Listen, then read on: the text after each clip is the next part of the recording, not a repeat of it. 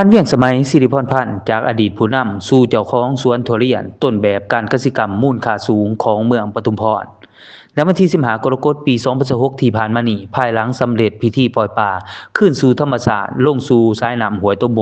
เขตภาษาที่หนูมู่บ้านตมโมทาท่านสมจิตแพงสวัสดิ์กรรมการพรรคแขวงเลขาคณะบริหารงานพรรคเมืองปทุมพรพร้อมด้วยคณะได้เดินทางไปเยี่ยมยามสวนทุเรียนของท่านเวียงสมัยสิริพรพันธ์อดีตกรรมการพรรคแขวงอดีตเลขาพรรคเมืองและอดีตเจ้าเมืองปทุมพรที่ตั้งอยู่กิโลเมตรที่50ตามเส้นทางหลวงเลขที่13ไต่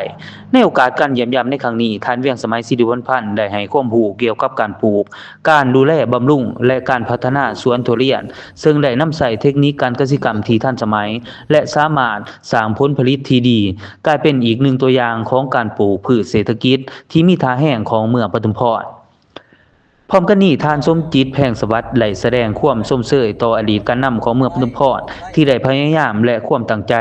ที่ได้หันมาพัฒนาการเกษตรกรรมตามทิศทางสินค้าสร้างรายรับและประกอบส่วนในการพัฒนาเศรษฐกิจท้องถิ่นพร้อมทั้งสุขอยู่ให้สืบต่อเอาเทคนิคใหม่ๆมานำใช้ในการผลิตเพื่อยกสูงคุณภาพและเพิ่มมูลค่าให้แก่ผลิตภัณฑ์เกษตรกรรมของท้องถิ่นนี่ความหมายว่าสิเป็นตัวนี้มันสิเป็นสีน้ำตาลเด้มันนี่ว่า